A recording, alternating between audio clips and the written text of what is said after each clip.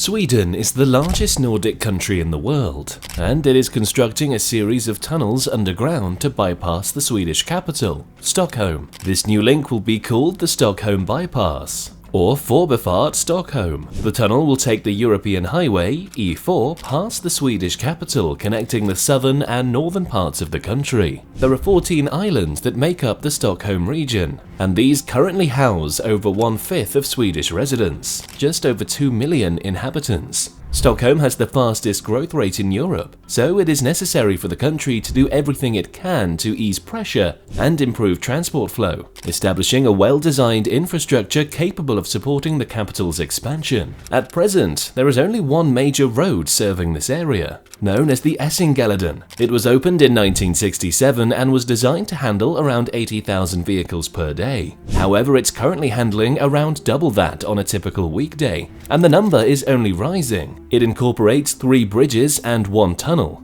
Road Tunnel, which is one of the busiest tunnels in Europe. Unfortunately, this degree of overcrowding on the roads is causing an increased risk of accidents, traffic buildups, and infrastructure problems that need to be dealt with to prevent unnecessary loss of life and potentially huge disruption to the city. The Stockholm Bypass is part of efforts to address it. The major benefit of the project is that it will relieve traffic on the above-ground roads and reduce pressure on the capital's traffic systems, making it easier for Stockholm to cope with its current rate of growth. It will be 21 kilometers long, with the majority of the road being underground in tunnels. This means it will be one of the longest underground roads in the world. It will connect North and South Stockholm, allowing commuters to pass underneath the city and surrounding areas, rather than driving above ground. There will be 6 interchanges along the route, allowing the tunnel to connect with existing road systems. The project is being taken on alongside many other efforts by the Swedish Transport Administration, aiming to improve the local infrastructure. These have included a new railway passing through the central districts, which was completed in 2017. The Stockholm Bypass will provide further transport options and shore up the transportation system in Stockholm,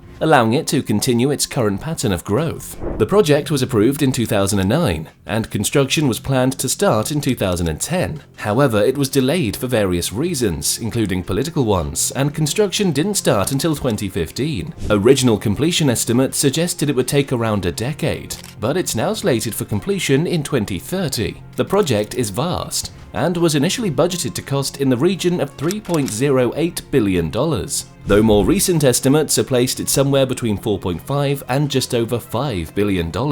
According to some sources, 80% of the project costs will be funded by congestion charges, while the state will pay for the remaining 20%. There are many companies involved in this ambitious project, bringing in a diverse set of skills. The design work was undertaken by AECom and AF, while Bentley BIM Solutions was in charge of integration, 3D modeling, and collaboration. Lighting, electricity, and HVAC were given to STA and Bravida in 2018, and Bravida is also handling the wastewater and fire extinguishing systems as of 2019. In 2018, Skanska received a contract for building the Vinsta interchange, while JV Vianney CMC is constructing various access tunnels, ramp tunnels, and main tunnels in the Eckerö area. Implenia Construction will be building 1.6 kilometers of tunnels in Lunda. NCC is handling the construction of the Hulster-Norra interchange, and LSAB JV will be creating various tunnels and ramps, and is covering a large portion of the overall project.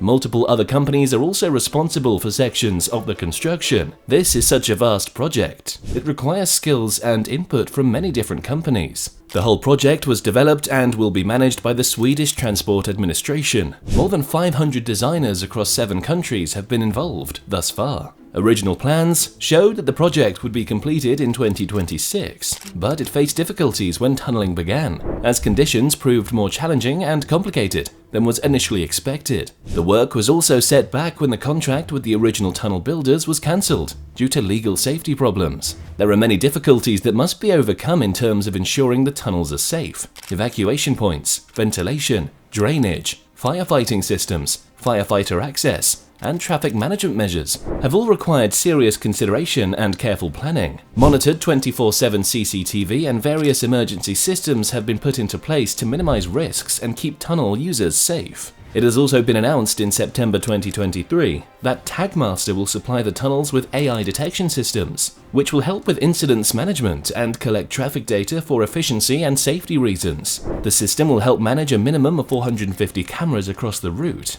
and will make up the most technology-dense traffic solution to have been created thus far. With a deep learning model, this system will be capable of improving traffic flow, managing accidents, and creating intelligent approaches to any problems that arise. Of course, just building the tunnels is an enormously complex part of the project, and the subcontractor, Doka, is handling many of these challenges, using its Framax X-Life and Framax X-Life Plus systems, with load-bearing tower systems and heavy-duty support systems. Various other approaches have been employed in different areas to meet the unique challenges they present. For example, in the section north of Hjulsta, cement concrete has been poured into an aluminium formwork system with reinforcement bars to provide strength. This allows walls and slabs to be cast simultaneously, which is an efficient approach that will allow for much faster construction than individual castings. Another major challenge has been the excavation. The tunnels are mainly being created through rock. The approach has been to inject the rock with a cement-based sealant and then blast it, preventing groundwater from entering the cleared space, and allowing traditional drilling and blasting to be used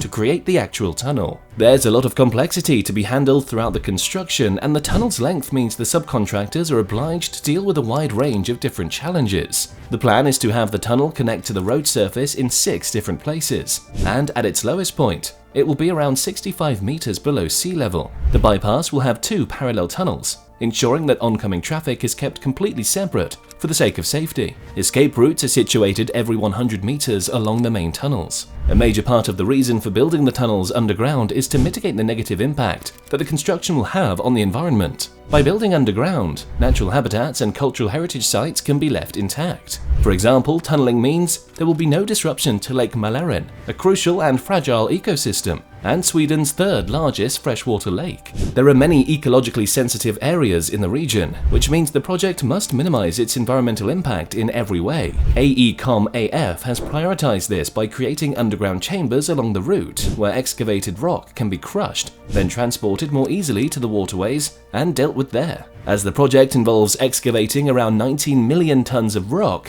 this kind of problem solving has proven key. It's important to note that the tunnel passes directly beneath Lake Mälaren in 3 places, and is as much as 100 meters below the level of the water table in one place. This means that the largest rock fissure grouting operation in Sweden had to be carried out. Where sections of the tunnel pass through fault zones, the grouting engineers had to come up with new strategies to provide grouting support and control water hazards. The management of contaminated soil is also a key aspect that the construction firms have needed to handle with care. WSP, one of the firms involved, developed a strategy for handling contaminated material, determining how groundwater might be affected, how contamination could be limited, and where the less polluted soil could be reused to minimize the amount being sent to landfill and reduce the emissions associated with transporting it. The building of the Stockholm bypass has created thousands of construction jobs, but it is also hoped that it will allow Stockholm to continue expanding at its current rate and will ease traffic and shore up the current transport systems, giving the city more security. By diverting some of the traffic off the existing road, the bypass will reduce accidents and commuter time, making it easier and faster for people to get where they need to be. By making car journeys more efficient, it may also reduce CO2 emissions. However, critics of the system have suggested that it will encourage more people to drive, increasing CO2 emissions. The current road, the Essingeleden, has a congestion charge, but it is not thought that the Stockholm bypass will implement one. This means that more people may be tempted to use cars and trucks to travel into the city, which could increase CO2 emissions rather than decreasing them. There's a likelihood that the bypass will offer some significant economic and social benefits for those who live in and around Stockholm, however. Because it will improve traffic flow, it may decrease commute times and will also allow for the ongoing expansion of the city, which will bring economic opportunities for those who live and work there. It's thought that the bypass will be able to transport as many as 140,000 vehicles per day, handling the majority of the traffic from the Essingeleden